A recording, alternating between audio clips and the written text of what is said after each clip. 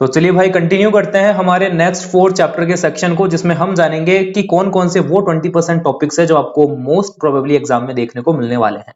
जिन बच्चों को नहीं पता है, थोड़ा सा मैं उनको बता देना चाहूंगा कि डिस्क्रिप्शन के अंदर एक वीडियो का लिंक पड़ा है, पहले जाकर के उसको देखो ताकि आपको ये समझ में आ सके कि मैं यहाँ पर क्या करवा रहा हूँ। एक 80-20% वाले टॉपिक पर हम बात कर रहे थे लास्ट क्लास में, जिसमें मैंने आपको बताया था कि आपका 20% जो सिलेबस होगा वो आपके 80% मार्क्स का कारण बनेगा, और वो 20% इंपॉर्टेंट टॉपिक्स मैं यहां पर आपको डिस्कस करवा रहा था। फर्स्ट 4 चैप्टर जो हैं साइंस के केमिस्ट्री सेक्शन से वो रिलेटेड करते हैं, और वो फर्स्ट 4 चैप्टर्स के इंपॉर्टेंट टॉपिक्स मैंने उस लास्ट वीडियो के अंदर कवर करवाए हैं। जिस बच्चे ने वो वीडियो मिस करी है, डिस्क्रिप्शन में जाकर के उसको चेक कर सकता है, और जिन बच्चों ने वो देख लिए, most welcome on the Sakshi tuition centre YouTube channel platform. आपको आगे वाले 4 चैप्टर्स के बारे में आपको बताता हूं मैं, ठीक है। तो चलिए क्लास को स्टार्ट करते हैं और देखते हैं कि सबसे फर्स्ट जो चैप्टर है बायो का, वो है fundamental unit of cell, fundamental unit of life cell.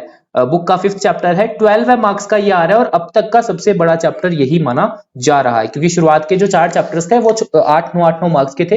ये आपका 12 मार्क्स का चैप्टर है। क्या क्या चीजें पढ़नी है? सबसे पहला पॉइंट है, आपको कुछ डिस्कवरी, जो इंपॉर्टेंट डिस्कवरीज हैं उनके साइंटिस्ट के नाम आपको याद रखने हैं, जो डिस्कवरर थे उनके नाम आपको याद करने, और उन्होंने क्या क्या डिस्कवरीज करी हैं वो। जैसे कि रॉबर्ट हुक ने डेड सेल फाउंड करा था बार्क ऑफ अ ट्री के अंदर। लिवैन हुक जो था उसने लिविंग सेल डिस्कवर किया था पॉन्ड वाटर के अंदर। सेल्डन एंड स्वान ने सेल थ्योरी दी थी। सेल थ्योरी खुद में इंपॉर्टेंट टॉपिक है, तो ये आपको कंप्लीट पढ़नी है। साथ ही साथ सेल्डन स्वान का नाम भी याद कर लेना, उन्हीं ने ये सेल थ्योरी बनाई थी। वर्चो ने क्या करा था? सेल थ्योरी को मॉडिफाई करा था, ठीक है, तो ये आपको याद होना चाहिए इसका नाम। उसके बाद आता था पुरकिंज। पुरकिंज ने प्रोटोप्लाज्म की डिस्कवरी करी थी। कमेंट में बताओ कि प्रोटोप्लाज्म किसे कहते हैं, ठीक है, याद है तो बताना कि कमेंट में प्रोटोप्लाज्म क्या है।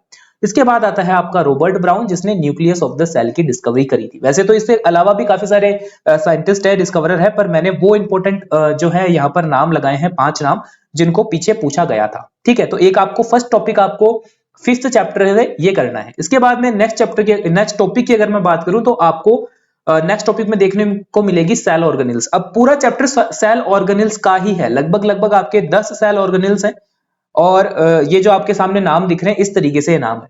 अब मैं कहूंगा यहाँ पर कि जो बच्चा पढ़ने में थोड़ा सा अच्छा है, अगर जो कर सकता है बेटा, वो आपको सारे टॉपिक्स मतलब सारे सेल ऑर्गेनिल्स आपको पढ़ करके जाने चाहिए, क्योंकि हर सेल ऑर्गेनिल्स से कई बार सवाल जो है वो पूछा गया है। पर वो बच्चे जो ये कह रहे हैं कि सर हम इतना ज्यादा नहीं पढ़ सकते, हमें तो कुछ कंसाइज बता दो, कुछ मोस्ट वेरी इंपॉर्टेंट बता दो, तो वो ध्यान से सुनना कि बेटा आपको इन सब में से कौन कौन सी सेल ऑर्गेनिल्स पढ़ करके जानी है। एक आप पढ़ करके जाना प्लाज्मा मेम्ब्रेन को, फिर उसके बाद में तुम देख करके जाना सेल वॉल को, इसके बाद में तुम देख करके जाना एंडोप्लाज्मिक रेक्टिकुलम को, गोल्गी अपरेटस को, लाइसोसोम को। कितने हो गए ये टोटल? 4, ये 5, ठीक है। ये 5 आपको डेफिनेटली पढ़ करके जाने ही जाने चाहिए, ठीक है। और मैं ये नहीं कह रहा हूं कि इनका नाम नाम पढ़ करके चले जाना, अपने आप में ये पूरे बड़े बड़े टॉपिक्स हैं, इन पूरे पूरे टॉपिक्स को पढ़ कर जाना। यहां से आपके शॉर्ट क्वेश्चंस जो हैं वो आपसे पूछे जाते हैं, और वो तभी आप अटेंड कर पाओगे कि जब आपने इनको पूरा पूरा पढ़ा होगा। तो एक चीज मैं फिर बोल रहा हूं कि चैप्टर बहुत बड़ा है, पर मैं ये नहीं कह रहा हूं कि पूरा चैप्टर पढ़ो। जिन पर टिक मार्क करे हैं तुम वो पढ़ लो। और साथ में डायग्राम, तो डायग्राम इसके अंदर तुम्हें प्लांट सेल का और एनिमल सेल का बिल्कुल अच्छे से बना बना करके 10-12 बार बना लेना, सारे नाम याद कर लेना, डेफिनेटली आपको करके जाने हैं दोनों डायग्राम। अब इनमें भी जो बच्चा ये कह रहा है कि नहीं सर मेरे से डायग्राम नहीं बनते, बेटा मैं कहूंगा कैसा भी बना करके आना, पर बना करके जरूर आना। और तू दोनों याद नहीं कर सकता तो कोई बात नहीं, दोनों में से कोई एक याद करके जाना, ठीक है। क्या पता कल को और के अंदर क्वेश्चन आ जाए, तो कम से कम एक प्लांट सेल का आसान लग रहा है तो वो कर जाना, एनिमल सेल का आसान लग रहा है तो वो कर जाना। दोनों का डायग्राम हमारे एनसीईआरटी की बुक में गिवन है, दोनों में से एक डायग्राम तुझे करके ही करके जाना है, ठीक है। ये था आपका सेकंड टॉपिक। थर्ड टॉपिक की अगर मैं बात करूं, तो एक आपको दिया हुआ होगा इसका सेल डिवीजन। नोट्स में सबसे लास्ट का टॉपिक है सेल डिवीजन। तुम्हें सेल डिवीजन के बारे में पता होना चाहिए, सेल डिवीजन है क्या। इसमें 2 टाइप के सेल डिवीजन हमारे सिलेबस में है, मिटोसिस और मायोसिस। इनके बीच का डिफरेंस टेबल तुम्हें आना चाहिए। मैंने बताया था आपको लास्ट वीडियो में भी, वर्सेस का मतलब होता है डिफरेंस टेबल बनाने हैं तुम्हें। तो इन दोनों का आपको डिफरेंस टेबल की फॉर्मेट में ये टॉपिक आपको बहुत अच्छे से पढ़ करके जाना है। डेफिनेशन देख जाना, छोटे छोटे डायग्राम से इसके अंदर वो देख जाना, 3-4 पॉइंट इनके ऊपर याद करके चले जाना अच्छे से, ठीक है। और जो फोर्थ टॉपिक है लास्ट का, उसमें कुछ और डिफरेंस टेबल तुम्हें याद करके जानी है, जिसमें मोस्ट इंपॉर्टेंट जो थी वो मैंने यहां पर लिख रखी है। जैसे सबसे पहले आपको पढ़ करके जाना है प्रोकैरियोटिक यूकैरियोटिक सेल का डिफरेंशिएशन, उसके बाद में तुम्हें पढ़ना है प्लांट सेल एनिमल सेल का डिफरेंशिएशन, और उसके बाद में तुम्हें यूनिसेलुलर और मल्टी सेलुलर का डिफरेंस भी करना आना चाहिए। ठीक है, इसके बाद में हम चलते हैं नेक्स्ट चैप्टर पे जो आ रहा है टिश्यू, और टिश्यू चैप्टर तो उससे भी ज्यादा इंपॉर्टेंट है क्योंकि ये 14 मार्क्स का आ रहा है। अब मैंने जहां तक बच्चों को समझा है आज तक, उनको पता नहीं क्यों टिश्यू चैप्टर हार्ड लगता है, और इसका इकलौता इतना सा कारण है कि ये चैप्टर लेंथी है। पर बेटा मैं कह रहा हूं कि ये आसान चैप्टर है, हार्ड नहीं है, ये चैप्टर बहुत आसान चैप्टर है, लेंथी जरूर है, ये मैं कह रहा हूं। ठीक है, अब बात करते हैं कि इसमें आपको क्या क्या चीजें पढ़नी है। ठीक है, तो देखो पूरे चैप्टर को मैंने दो तरीके से डिवाइड कर दिया, पहले हम प्लांट सेल के बारे में डिस्कस कर लेंगे और उसके बाद में हम एनिमल सेल के ऊपर डिस्कस कर लेंगे। अब ये पूरा चैप्टर आपको फ्लो चार्ट जैसे मैंने बना रखा है, इसी तरीके से आपके दिमाग में भी फ्लो चार्ट की फॉर्म में ही याद होना चाहिए कि कौन सा टिश्यू कौन सी कैटेगरी का है, कहां आता है और क्या उसका फंक्शन है, इस तरीके से। अब एक बार थोड़ा सा मैं ये पूरा आपको समझा देता हूं, ये जो पूरा फ्लो चार्ट मैंने बना रखा है ये थोड़ा सा मैं आपको समझा देता हूं कि इसमें क्या है। जो हमारे प्लांट टिश्यूज होते हैं वो मेनली दो टाइप के होते हैं, एक होते हैं मेरिस्टम और एक होते हैं परमानेंट।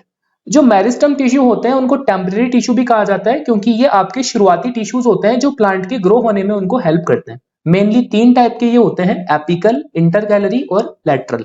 अब मैं कहूंगा कि ये जो मेरिस्टम वाला जो टॉपिक है इसको आप कंप्लीट पढ़ करके जाना नोट्स में। फिर कह रहा हूं नोटबुक साथ रखो, अपनी स्कूल की नोटबुक साथ रखो जहां पर टीचर ने नोट्स करवा रखे हैं, और उसमें पेंसिल से टिक मार्क करते जाओ, हाइलाइटर से निशान लगाते जाओ, इंपॉर्टेंट लिखते जाओ कि वो टॉपिक तुम्हें पढ़ करके जाने ही जाने हैं। तो जो मेरिस्टम वाला सेक्शन है, जो तीन टाइप के मेरिस्टम है, वो बहुत अच्छे से तुम्हें याद करके जाने हैं। डेफिनेटली इसके ऊपर आपको क्वेश्चन देखने को मिलेगा एग्जाम में। इसके बाद हम चलते हैं परमानेंट टिश्यूज की तरफ। तो परमानेंट टिश्यू के खुद के दो क्लासिफिकेशन है, एक होता है सिंपल परमानेंट टिश्यू, एक होता है कॉम्प्लेक्स परमानेंट टिश्यू। इसमें सिंपल परमानेंट टिश्यू के अंदर आते हैं मेनली तीन कैटेगरी, जिसमें आता है पैरेनकाइमा, कोलनकाइमा और स्क्लेरेनकाइमा। और कॉम्प्लेक्स परमानेंट टिश्यू वाली साइड में केवल दो ही टिश्यू आते हैं जिनमें है जाइलम और फ्लोएम। अब मैं कहूंगा कि बेटा पैरेनकाइमा जो है इसको भी आप कंप्लीट पढ़ करके जाना, क्योंकि अगेन मैं कह रहा हूं कि 14 मार्क्स की बात है, मजाक नहीं है। तो आप मतलब छोटे चैप्टरों को फिर भी स्किप कर सकते हो, भी लास्ट में मैं बताऊंगा कि कौन सा चैप्टर है जिसको आप स्किप कर सकते हो, पर उसको स्किप करके इस चैप्टर को जरूर तुम फोकस करके याद करके अच्छे से जाना। मार्क्स स्कोरिंग चैप्टर है, डेफिनेटली तुम्हें मार्क्स दिलवाएगा ये चैप्टर। तो मैं अगेन कहूंगा कि परमानेंट टिश्यू जो है, सिंपल परमानेंट हो चाहे कॉम्प्लेक्स परमानेंट हो, इसको पूरा कर जाना। जैसे मैंने प्रीवियस में जो टॉपिक्स मैंने देखे उनकी थोड़ी सी बात कर लेता हूं। जाइलम फ्लोएम के अंदर आपको इनके कंपोनेंट्स के ऊपर क्वेश्चन आ सकते हैं कि जाइलम कौन कौन से कंपोनेंट से बना है और फ्लोएम कौन कौन से कंपोनेंट से बना है। इनके अलावा इनकी फंक्शंस होती है, जैसे जाइलम के लिए मैंने एक ट्रिक याद करवाई थी, जाइलम का जल याद कर लो और फ्लोएम का फल याद कर लो। जाइलम का जल से बनता है वाटर, तो xylem is responsible for water and mineral transportation, इस तरीके से याद कर सकते हो जाइलम को जल से, और जल का मतलब होता है वाटर।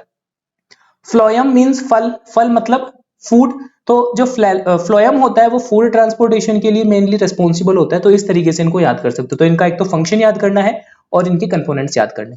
दूसरी तरफ अगर मैं बात करूं सिंपल परमानेंट टिश्यू में आपको किस तरीके से पढ़ना है, तो बेटा इनकी आपको जो आपकी एनसीईआरटी है ना, उनकी लाइनें बिल्कुल अच्छे से पढ़ करके चले जाना, फ्लोएम, पैरन, कोलन और स्क्लेरेनकाइमा की। जैसे यहां से क्वेश्चन आया था और एनसीईआरटी में भी गिवन है इन टेक्स्ट क्वेश्चन में कि which tissue is found in the husk of coconut. Coconut की हस्क में कौन सा टिश्यू होता है? स्क्लेरेनकाइमा होता है। Which tissue is made up of dead cell, dead cell से कौन सा टिश्यू बना होता है? स्क्लेरेनकाइमा होता है। तो इस तरीके के क्वेश्चंस जो हैं तुम्हें देखने को मिल सकते हैं। पैरेनकाइमा को जब तुम बुक से पढ़ोगे तो पैरेनकाइमा के खुद के भी काफी सारे टाइप्स आएंगे, जिसमें एक आएगा आपका एरनकाइमा। एरनकाइमा क्या होता है? वाटर के अंदर जो प्लांट फ्लोट करते हैं उनके अंदर पाया जाने वाला टिश्यू होता है। तो मैं आपको मतलब पूरा चैप्टर यहां नहीं समझा रहा हूं, मैं जस्ट आपको इंपॉर्टेंट टॉपिक्स बता रहा हूं जो तुम्हें करके जाने हैं। प्लांट टिश्यू की बात होती है खत्म, अब चलता है एनिमल टिश्यू पे। एनिमल टिश्यू मेनली चार कैटेगरी में क्लासिफाई होता है। सबसे पहली आती है इपिथेलियल टिश्यू, सेकंड नंबर पे आता है आपका कनेक्टिव टिश्यू, थर्ड नंबर आता है आपका मस्कुलर टिश्यू का, और फोर्थ नंबर आता है आपका नर्वस टिश्यू का। अगेन मैं कहूंगा कि जो बच्चा पढ़ सकता है इस चैप्टर को कंप्लीट पढ़ करके जाना हर एक टाइप को, और स्पेशली कनेक्टिव टिश्यू को तो पढ़ करके जाना आपको कंप्लीट है। पर जो बच्चा नहीं पढ़ सकता उसके लिए थोड़ा सा शॉर्ट में मैं बता देता हूं। बेटा देखो, इपिथेलियल जो है इसमें मेनली आपके 5 टाइप के इपिथेलियल टिश्यू है जिनके नाम आपको स्क्रीन पर दिख रहे हैं। उम्मीद करना कि तुम मतलब मैं उम्मीद कर रहा हूं तुमसे कि तुम ये सारे के सारे एनसीईआरटी से कवर कर लोगे, पर जो सबसे इंपॉर्टेंट है वो है स्क्वामस टिश्यू, इसको पढ़ करके ही जाना। ठीक है। अच्छा, इसमें मैं बता देता हूं कि एनिमल टिश्यू के अंदर आपको क्या क्या चीजें ध्यान रखनी है। एक तो एनिमल टिश्यू की लोकेशन, लोकेशन पर मेनली काफी क्वेश्चन आए हुए हैं, तो लोकेशन आपको पता होनी चाहिए कि कौन सी लोकेशन पर कौन से टाइप का एनिमल टिश्यू फाउंड होता है। स्किन में कौन सा होता है, inner lining of the respiratory tract में कौन सा होता है, किडनी ट्यूब्यूल्स के अंदर कौन सा टिश्यू होता है, इस तरीके के। ये इपिथेलियल से पूछा, इपिथेलियल के बता रहा था मैं। तो इपिथेलियल में आपको ये पता होना चाहिए कि कौन से टाइप का इपिथेलियल टिश्यू कहां कहां पर लोकेटेड है, कहां कहां पर उसकी फंक्शनिंग है। ठीक है। और सबसे इंपॉर्टेंट स्क्वामस। फिर बात करें अगर कनेक्टिव टिश्यू की, तो कनेक्टिव टिश्यू के अंदर देखो जिन पर मैंने ब्लू निशान लगा रखे हैं ना, वो सबसे इंपॉर्टेंट है। तो जैसे आपको पढ़ के जाने हैं बोन टिश्यू, लिगामेंट टिश्यू और tendon tissue. These are 3 important type of connective tissue. पर जो बच्चा पढ़ सकता है उसके लिए ये हर एक टिश्यू इंपॉर्टेंट है, कनेक्टिव वाला पूरा पार्ट इंपॉर्टेंट है, क्योंकि कंसिस्टेंटली इनसे क्वेश्चन आपके हर साल लगभग लगभग 1 से 2 क्वेश्चन आए ही आए हैं। फिर बात करो चाहे एडिपोज की, एरियोलर की, कार्टिलेज की या फिर ब्लड की। ठीक है। तो इनसे आपको शॉर्ट आंसर टाइप क्वेश्चन देखने को सॉरी, शॉर्ट वाले क्वेश्चन देखने को मिलते हैं, आपको अच्छे से याद करके जाना। बात करूं अगर मस्कुलर टिश्यू की, तो इसमें बेटा आपको स्मूथ और स्टेरॉइड मसल्स जो हैं उनके बारे में अच्छे से पढ़ करके जाना है, क्योंकि कार्डिक टिश्यू तो only found in the heart. केवल हार्ट वाला जो मसल होता है वो केवल कार्डिक टिश्यू होता है, तो वो अपने आप में छोटा सा टॉपिक है, तो इस पे ज्यादा क्वेश्चन बन नहीं सकते। क्वेश्चन बन सकते जहां से हैं वो है स्मूथ मसल और स्टेरॉइड मसल, तो ये आपको अच्छे से पढ़ करके जाना। और फिर लास्ट में अगर मैं बात करूं नर्वस टिश्यू की, तो नर्वस टिश्यू खुद अपने आप में एक छोटा सा टिश्यू है जो कि मेनली ब्रेन में और अपने स्पाइनल कॉर्ड के अंदर मिलता है। ये आपको कंप्लीट पढ़ करके जाना है along with the diagram of neuron. जो आपका नर्वस सेल का जो डायग्राम है कुछ कुछ इस तरीके का डायग्राम है, और इसको शॉर्ट में कैसे बनाते हैं वो मैंने क्लासरूम में भी बच्चों को बता रखा है जो मेरे से पढ़ते हैं। तो इस तरीके का एक टिश्यू है, इसको सारे को पूरा लेबलिंग कर लेना, डेंड्राइड कहाँ होती है, सेल बॉडी कहाँ है, न्यूक्लियस कहाँ है, एक्सोन, फिर एक्सोन की एंडिंग, माइलिन शेल्थ। ठीक है। ये सारा की सारा आपको बिल्कुल 100% याद होना चाहिए। ये तुम्हारा था टिश्यू वाला चैप्टर। ठीक है। फिर फिर आते हैं अपन नेक्स्ट चैप्टर पे जो कि है 6th चैप्टर मोशन का।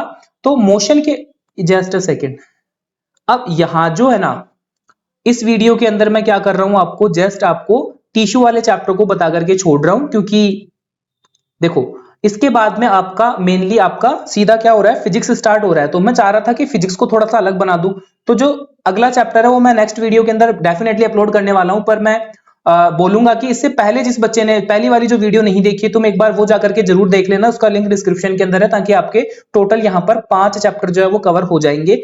और फिजिक्स का जो पोर्शन है मैं अलग रखना चाह रहा हूं, मैंने ध्यान नहीं दिया था शुरुआत के अंदर, इसलिए मैंने बोल दिया कि 4 चैप्टर्स ही आएंगे, पर बीच में मोशन आ गया। तो मोशन वाला जो टॉपिक है वो मैं आपको नेक्स्ट वीडियो के अंदर डेफिनेटली प्रोवाइड करवाने वाला हूं। पर अगली वीडियो देखने के लिए आपको चैनल को सब्सक्राइब जरूर करना है, साथ ही साथ में प्रीवियस वाली वीडियो जरूर देख करके आनी है। जितने भी बेटा ये टॉपिक्स बता रहा हूं 100% मान करके चलो कि पेपर जो है वो यहीं से बनने वाला है, इतना मुझे एक्सपीरियंस है मेरी टीचिंग पे। ठीक है। तो उम्मीद करता हूं कि जो टॉपिक्स मैंने बताए हैं वो आपने अपनी नोटबुक के अंदर टिक मार्क करे होंगे, और डेफिनेटली पूरा मन लगा करके पढ़ो। टाइम कम है तो मैं आपको डिटेल के अंदर लॉन्ग वीडियोस नहीं दे पाऊंगा, और उसका कोई मतलब भी नहीं बनता कि आप इतने टाइम यूट्यूब के सामने बैठे हो। तो मैं शॉर्ट रख रहा हूं वीडियो को, और अपकमिंग वीडियो के अंदर आपको रिमेनिंग जो चैप्टर्स हैं उनके इंपॉर्टेंट टॉपिक्स जो है वो मिलने वाले हैं। तो चलता हूं अभी के लिए, पर मिलूंगा आपको अपकमिंग वीडियो के अंदर। मोशन वाले चैप्टर से हम स्टार्ट करेंगे, जो भी इंपॉर्टेंट टॉपिक्स होंगे फिजिक्स के सारे एक साथ देखेंगे। ठीक है। All the very best.